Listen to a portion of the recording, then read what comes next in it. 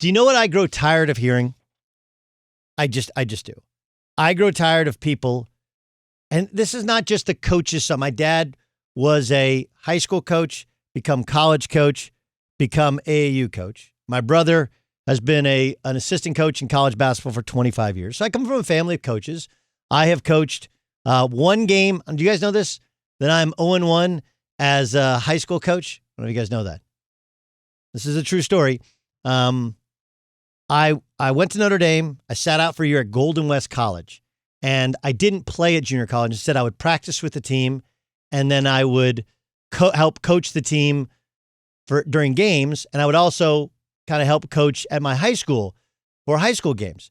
So my high school coach, a man named Andy Ground, he just retired as the winningest coach in Saddleback College history. It's a junior college in California, won a couple state championships.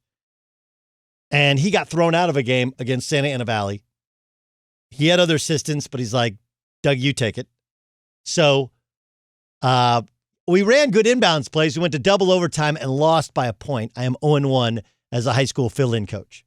And I've coached AAU teams. I coach some now. I've coached in Israel, Maccabi Games team. So I've coached enough. What I grow really frustrated hearing is that Belichick needed Brady more than Brady needed Belichick. In no way is this to defame the name of Tom Brady. Tom Brady is a great player, and he's the most successful quarterback in the history of the sport. But anybody with a freaking brain understands Bill Belichick is about as good a coach as there has ever been in any sport anywhere. The league designs itself based upon salary cap, based upon the draft, and based upon the schedule, so that half the teams, and this is not Gottlieb making up a stat that you don't know, half the teams that make the playoffs don't make the playoffs the next year. There have been really one exception to that. Do you know what that one exception is? The New England Patriots. And last night was the perfect example. I want you to remember this. The New England Patriots had 8 opt-outs due to COVID, the most in the NFL. Last night, they took the field at MetLife Stadium without Julian Edelman, without Sony Michel. Okay, Sony Michel, former first-round pick. N'Keal Harry, former first-round pick. Stephon Gilmore, best corner in the league. All out last night. And Cam Newton made some plays, and Cam Newton's a former MVP. But let's be honest, Cam Newton has been arguably the worst starting quarterback in the league over the past 2 weeks. They're taking on the Jets, and the Jets are bad. Okay? The Jets are bad. And the Jets probably should have wanted to lose that game. And then there should have been part of, I think, a lot of people, because if you remember, Bill Belichick for 1 year was the coach of the Jets. There's a ton of animosity between ownership and Bill Belichick.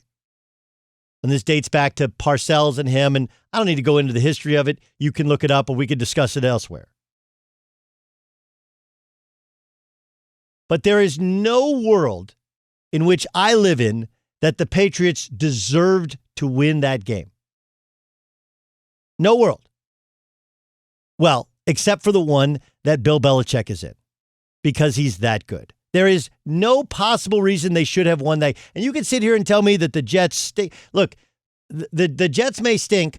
Their starting quarterback last night is a Super Bowl champion quarterback in Joe Flacco. And oh yeah, by the way, Joe Flacco played pretty well. Cam Newton, though he threw 27 for 35, 274 yards, there's been a lot of questions about whether or not Cam Newton can throw a football accurately because of his shoulder and his lack of fundamentals. They found Jacoby Myers 12 times for 169 yards. They ran the football. If you had Damian Harris on your fantasy team, congratulations to you. Right? I mean, like, look, Damian Harris in his career after last night has 362 yards running the football. He had 71 last night. The genius to Bill Belichick is this. Find a way to win this week. And then next week, let's find another way to win that game. And let's find a way to win that next game. And let's find a way to win that next game. Because the truth is, this is a bad Patriots roster. Okay? This is a bad Patriots roster. Go through the roster and you tell me who the guys are that played last night that you would want. I'm waiting. I'm listening. Remember, Julian Edelman didn't play. Sony Michel didn't play. Stephon Gilmore didn't play. Dante Hightower opted out of the season. Patrick Chung opted out for the season. They got nobody. You can give me your Cam Newton, I see you with Joe Flacco. There's a reason that Cam Newton was signed for $1 million. $1 million. The lowest paid, highest starting quarterback in the league. Why? Because nobody thinks he can play anymore.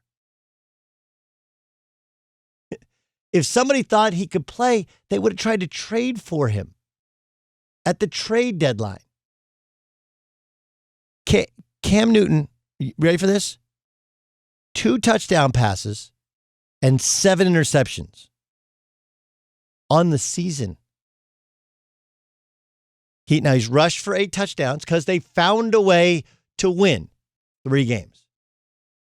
I'm telling you, I'm promising you this. The guy isn't good. The guy is the greatest football coach I have ever seen. And you can sit here and tell me like, well, if he's such a great coach, why can't he win? Well, dude, he won with Matt Castle as his quarterback. 10 games. Matt Castle, quarterback. Okay. They've won as a power running team. They've run as a dink and dunk team. They've run as a team when they had Randy Moss, they would throw the ball deep down the field. Troy Brown played offense and defense, played both sides of the football. Okay.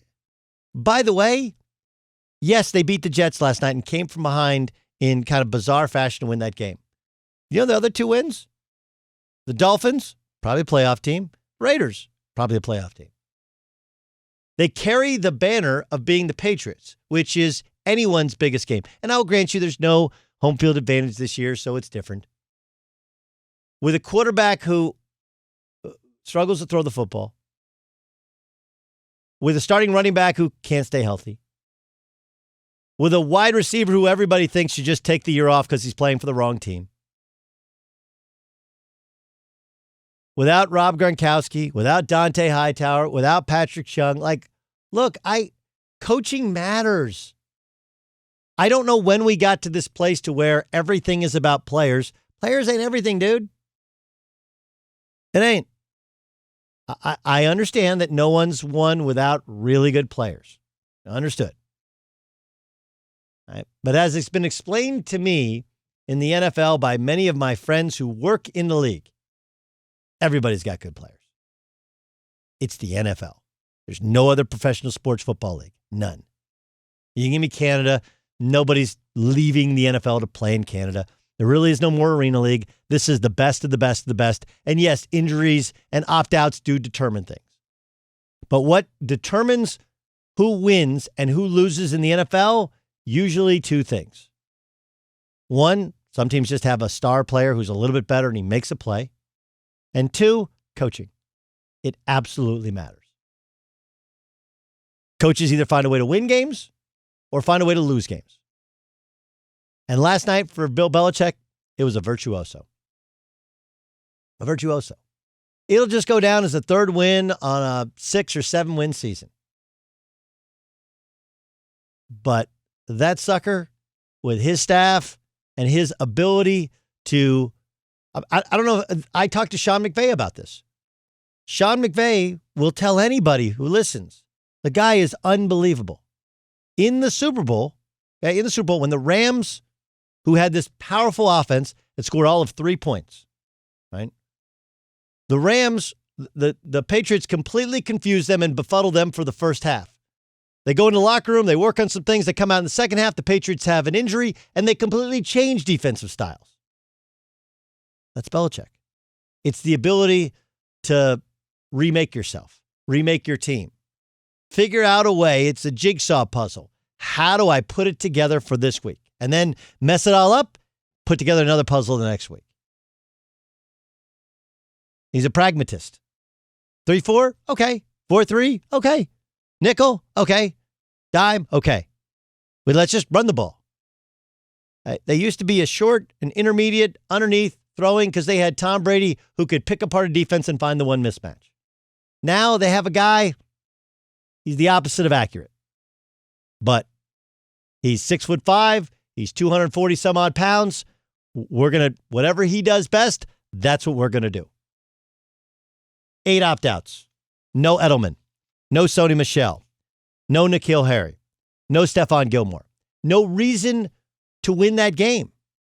If anything, you want to stick it to the Jets, lose the game, which gives the Jets their first win and decreases their chances of getting the number 1 overall pick in Trevor Lawrence.